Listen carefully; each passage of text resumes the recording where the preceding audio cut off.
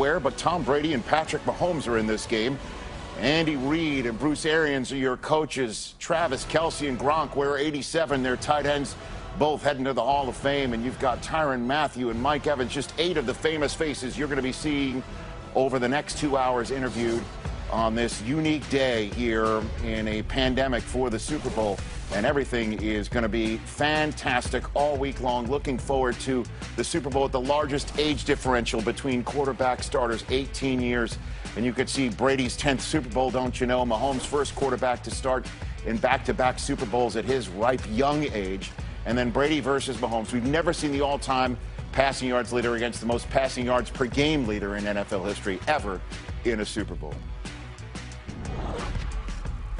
I really admire Patrick for the kind of player he is. He has great command of his team. I know his teammates love playing with him. He's got great charisma.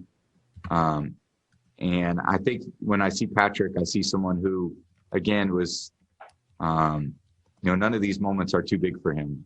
And the times that I've had a chance to talk to him off the field, certainly enjoyed it.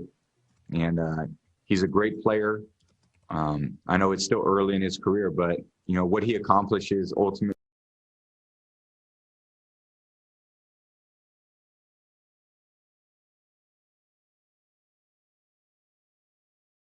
is going to be up to him. He's got great opportunities, got a great skill set. And the way he's able to dissect defenses before the snap is something that I truly admire, that I'm trying to get to that level. The way he's able to move within the pocket and to be able to reset his feet and be completely calm and still make the throw right on the money, no matter who's around him, is something that I have to continue to work on.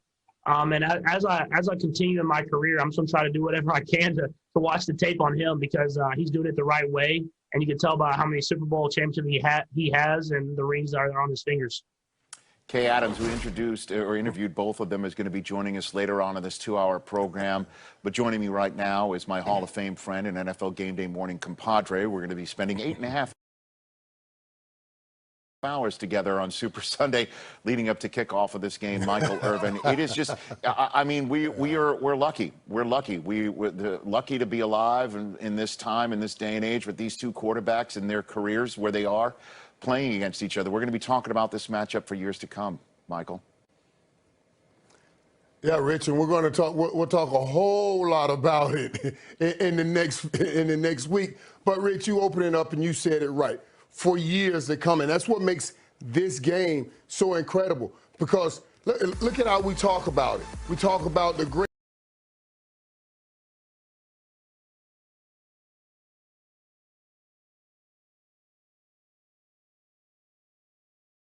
greatest of all time in the NBA.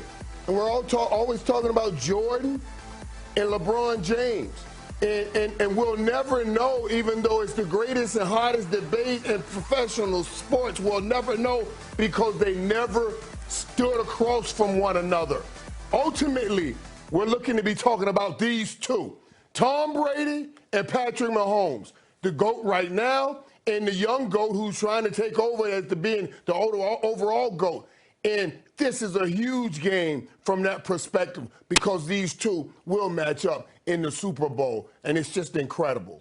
GOAT versus the kid, and both quarterbacks have some top-notch weapons at their disposals when they fade back, or in the case of Mahomes, when he rolls out and tries to make a play down the field. And that's because they've got, particularly in Kansas City, Travis Kelce and Tyreek Hill, over 2,600 combined receiving yards this season, the most in the NFL among teammates. They're the first duo with over 100 yards in both postseason games, and they've accounted for nearly 80% of the Chiefs' receiving yards in the playoffs. And Irv, you had a chance to catch it with Travis Kelce earlier today. Rich, it's so great that you guys put those two together, because when I was getting ready to talk with him, Tyreek Hill came and put his head in, and put his head right next to Travis Kelce's head, and you can see the relationship that those two share. You can see the friendship that they share. And I asked him about, he said, I want to win so many championships with this guy, and I love him. We love playing together. And he saw all of my trophies in behind me, and he said, Michael, I only have one. but I want way more than just one. And for a whole lot of reasons, I want more than just one trophy.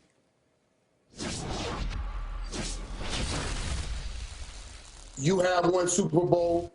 Your brother Jason, he has one Super Bowl. How important is it for you to win this Super Bowl so you can go home and have bragging rights? Woo! Lee, you know those bragging rights at the dinner table, everything, man. And I'll tell you what, I didn't have too many of those bragging rights growing up in the house. Him being 2 years older than me, I got pushed around a little bit. Obviously, it worked out for the better, but I think this one might take the cake. 5 straight 1,000-yard seasons. Never done before by a tight end, let alone talk about done 5 times in a row. Is there any way the Bucs can stop you one-on-one? I mean, I'm talking to a fellow guy that knows how dominant he can be. I think you got to have that confidence. You got to have that beast mentality that I cannot be stopped. I'm very fortunate, man, to be able to stay out there on the field the way I have over the past 5 years doing this, and or really throughout my career, and just very, very blessed, very fortunate to be in the position, man, because not a lot of guys get this opportunity. I know you're a sneakerhead, man. What's your most prized sneaker? Man, that's a good one, man. I got a lot of them on the top of the list. I think one of my favorites is definitely the Marty McFlys, man. The Back to the Futures, the Nike Air Mags that were in the original movie, I think back in 1989 or the late 80s, early 90s. I wasn't even born yet, so I don't even know when the movie actually came out, man. But I know when I saw it, I had to get a pair. I had to, and it was one of my first purchases when I got a contract in the NFL. One last question, man. You know, a couple of years ago, we were at Pro Bowl. We all talked about it. That's when you were up and coming. And it was Gronk and Tyreek and Travis Kelce coming up to take over. You have clearly taken over that top spot. But now you got Gronk on the other side. How much have you thought about getting a chance to play against Gronk in the Super Bowl? Well, I mean, Gronk's career has been unbelievable. Unbelievable. Is going to go down in history as one of the best players that have ever played this game. The guy is an unbelievable person, talent, you name it, man. I might be one of the biggest Gronk fans out there. It's a little bit personal, man. It's got to be that way. You know, I'm here and I'm playing this game to be the best. Keep doing what you're doing, buddy. Appreciate you taking the time. Good luck. You're the man, Mike. Have a good one, big dog.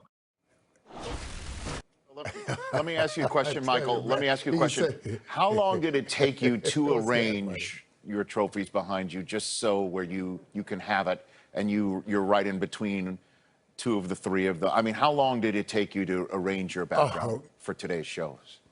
No, listen, Rich, I just sit down and work. You know, just like any other place, you have to have a great team around you. I got Nigel. He comes in. He takes care of all of this stuff. Right. You know, so Nigel's a good man. He takes care of all that. And then I just sit down and talk, man. And what I love doing is talking, man. And like what we just saw, that guy right there, Rich. Yes. Rich, I'm going to tell you something, Rich. Seriously, man.